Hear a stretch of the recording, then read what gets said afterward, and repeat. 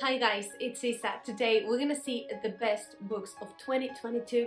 So far I've read 47 books. Proud of myself. All of it fantasy. I've read kind of a blend between adult and young adult fantasy, leaning a little bit more towards adult fantasy this year. And today I bring you the top 5 books that I really believe were the best. At number 5 we have Jade City, a story that took me completely by surprise. I know Jade City is fairly popular. I know a lot of people loved it. But also, I didn't thought this was gonna be my cup of tea. It's an urban fantasy story, which means that it's gonna be a little bit more of street fights, and it's slow, which was like, okay, maybe it's fine because I'm a character-driven but also plot-driven reader, so maybe it's fine. But the whole story of bands fighting for a jade element, and it's supposed to be very like The Godfather, that kind of vibe was like, I'm not really big on revenge. so zip it. I loved it. It's the perfect book if you're a character-driven reader, but also like a plot that keeps you going and that really keeps you on edge, because this is it. This is like the deal. We will follow 3 main points of view in this story, a very different, a very nuanced. You know, you get to know them. You will still think about those characters frequently. That's how much you know about them. Overall, the story talks about the city that is in control of Jade, a magical element that allows people that handles it to be kind of like superhumans. You can be super fast, super strong, that kind of stuff. And in this city, there are kind of like 2 bands. The No Peak, which is the clan of the people that we will follow, and then the clan of the mountain, which are kind of like the other ones. But this separation is kind of like fairly new, because before they were all together, and so clearly the power, it's not very well established, and there's gonna be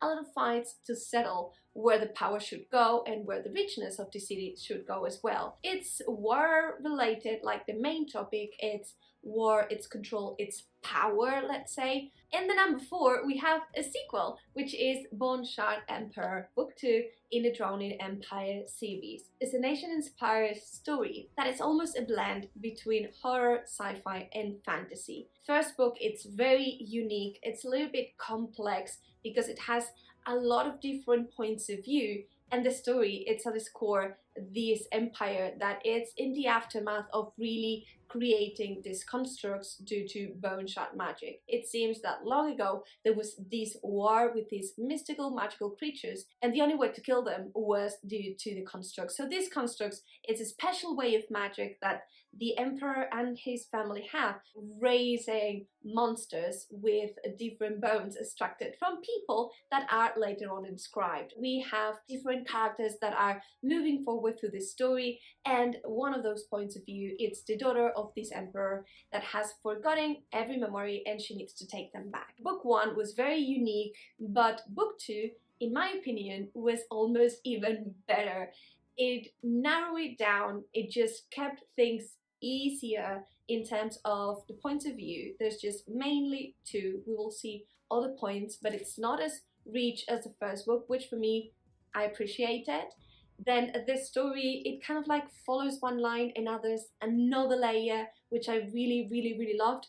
There's a little bit of romance in this story, which I thought it was a little bit unnecessary, but it struck well with me, so fine, like I'm all with that. But I acknowledge it's not something that was necessary. One of the first books that I read this year, it has remained with me ever since. I picked it up in a very messy and chaotic moment of my life when I was moving houses, and this was literally the only thing that I had, and I used it as a shelter, and really it sheltered me from everything and it gave me so much joy. Number 3 we have Kaikei, a standalone, so nice, also a very unique story because it's an Indian-inspired setting, and it's a retelling that talks about Kaikei, this very evil queen, but told under the point of view of Kaikei. And so again, this book took me completely by surprise. It's a new debut and a new release of this year. It's perfect, and I thought it was so very well done. It is very character driven because we will follow Kaikei since she is almost a child through her adulthood, and she will touch a little bit on her magic. Therefore, the plot advances and, stakes matter, but it's more on the human and psychological side. I really thought that Kaikei was a book meant to change things. Kaikei, it's really a woman ahead of her time, and although it starts with it being a little bit like selfish, the arc of her character was fantastic. I had so many emotions. At times it was super unfair, then other times super beautiful, then super powerful.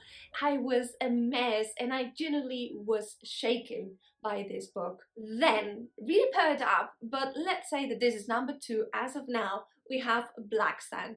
This is a story that is settled in the pre-Columbian American civilization, and it's definitely a book different from others that you might have read.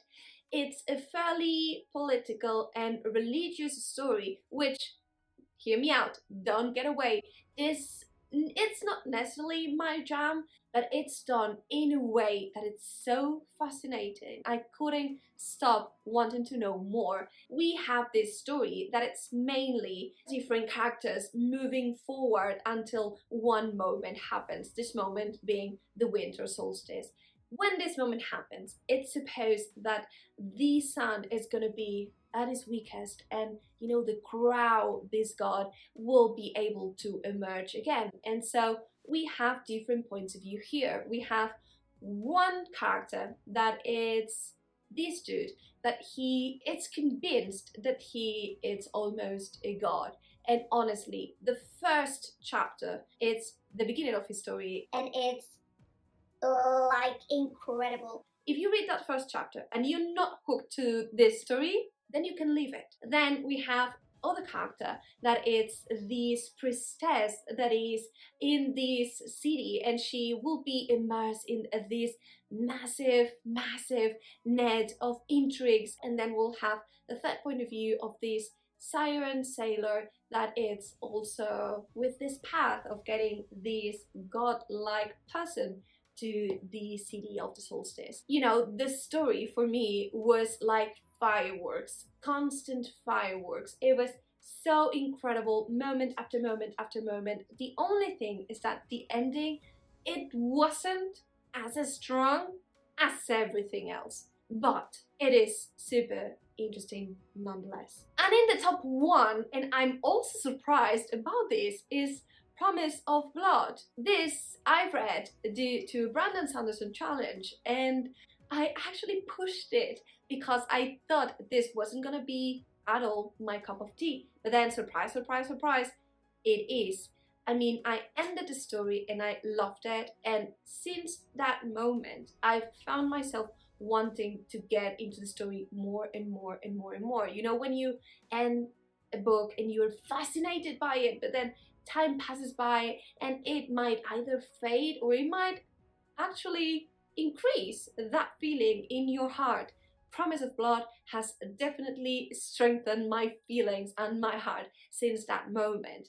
It's a story that really starts again with a bang, because we will follow one of these characters as he goes through this castle, and he discovers that it's gonna be a coup and that the king is gonna get killed. Moment when we follow the second point of view, this general that is in charge of this coup, and he is actually like, yeah, I'm gonna kill everyone here because I've created like my own group of people that I want them to take the government, because there's this war emerging and I do not believe that the king is gonna navigate it properly. And it starts like that. So shit happens, and the story kind of like unfolds from that point. There's this magic system that I thought was really well done, with hat magic, with different layers. You can be a sorcerer, you can also be a powder mage, which basically you can drag yourself and then be an important person.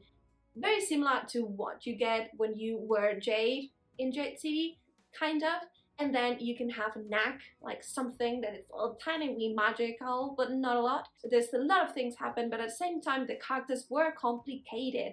They were grey, and a lot of stuff was continuously like ongoing. I needed to keep track that for one character, there's this detectivist path, so it's this thriller side. Then to other, the general, it's this very political, very intriguing, strategic side, and how to manage the transition, avoid war. And then the third one, it's kind of like the one that it's stopping the war, fighting with magic. So it was a lot, and it was fantastic.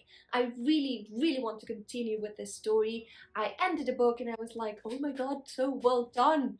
And now, yes, I keep thinking, oh my god, so well done. Anyway, those were my 5 favorite books of the year so far.